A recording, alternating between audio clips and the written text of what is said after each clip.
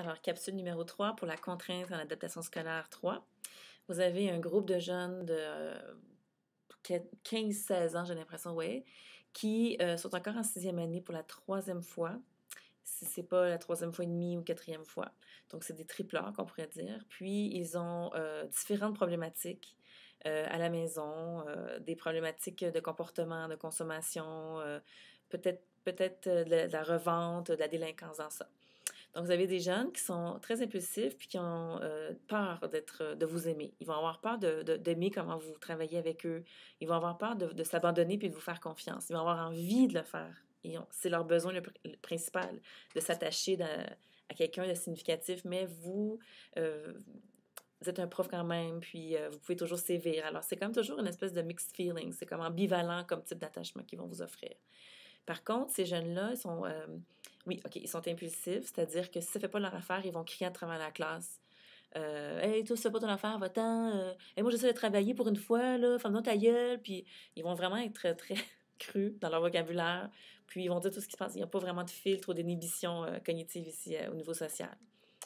Ces jeunes-là, essentiellement, ce que ça veut dire, c'est qu'ils ont une peur. Leur peur, leur anxiété, en fait, vient de la transition, qu'on appelle la transition du primaire au secondaire.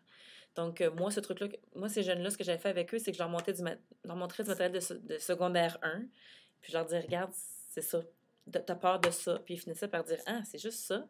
Puis ils se mettaient à faire du secondaire 1, puis ça les raccrochait vraiment beaucoup. C'est vraiment été une petite stratégie qui a fonctionné dans le tapis, là.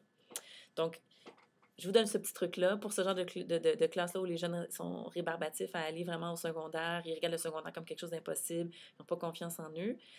Vous allez avoir des différents sous-groupes. Donc, vous allez avoir vraiment des sous-groupes plus observateurs introvertis. Vous allez avoir ceux qui veulent essayer de travailler, qui veulent boucher, mais qui ont vraiment des difficultés cognitives. Puis, vous allez avoir ceux qui ont vraiment des troubles de comportement, qui sont extravertis. Peut-être que vous allez avoir un jet de la tourette caché, pas diagnostiqué là-dedans.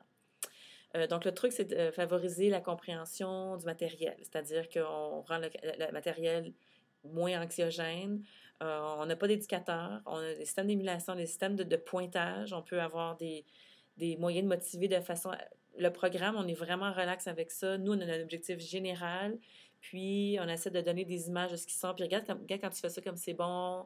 On essaie de donner du feedback sur leurs attitudes, sur leur compréhension quand il y a quelqu'un. On saute vraiment sur moins petites choses qu'on peut revaloriser, on saute dessus.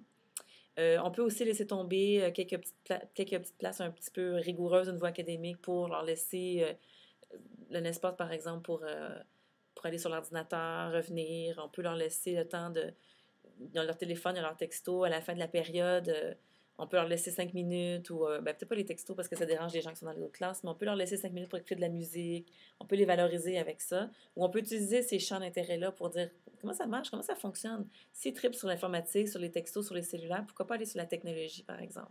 Pourquoi pas essayer de... Ils trippent aussi sur la musique. C'est la musique, par exemple, ça, c'est vraiment, vraiment votre point d'entrée. Intéressez-vous au genre de musique qu'ils écoutent, puis dites, ah oui, moi, je connais ça, puis vous partagez avec eux.